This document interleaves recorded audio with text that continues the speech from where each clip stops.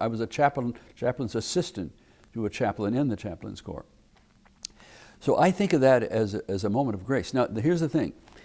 When I was ready to go home 2 years later, he said to me just casually one day, he said, you know, Clem, if you ever think about being a priest, why don't you go down to Notre Dame someday when you go home and talk to Father John Wilson.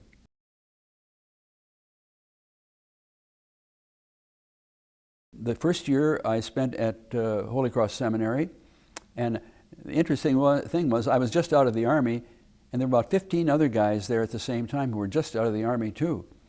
And the rest of the people were kids had just finished grade school, just in high school. I said to myself, do those guys know anything about the priesthood? And I said, well, I left it go. Anyway, I enjoyed that. You know, it was camaraderie. We could talk about interesting things and about intelligent things, which I had never done much before. I got a lot of chances to read, to go to chapel with guys, to see nuns working in the kitchen and around the house, and priests who were our teachers. I said to myself, you know, this is not bad. This is not bad.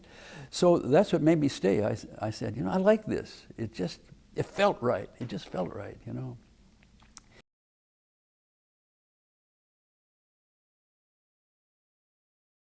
I was in Alaska for 15 years.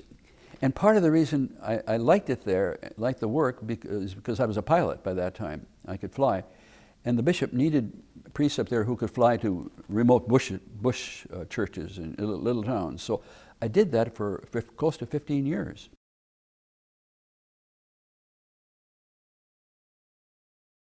I was the pastor at Sacred Heart Church in Colorado Springs.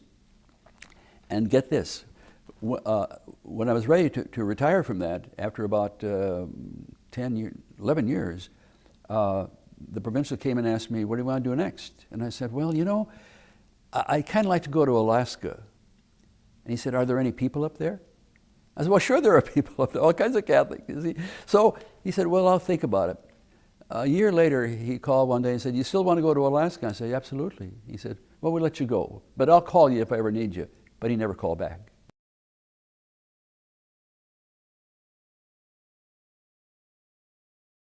God doesn't kind of hit you over the head with what at one moment. It's kind of pervasive, you know. That God pervades your life, and if you have the sense to listen, or just to be quiet enough to open your heart and let it sink in, it really makes a difference.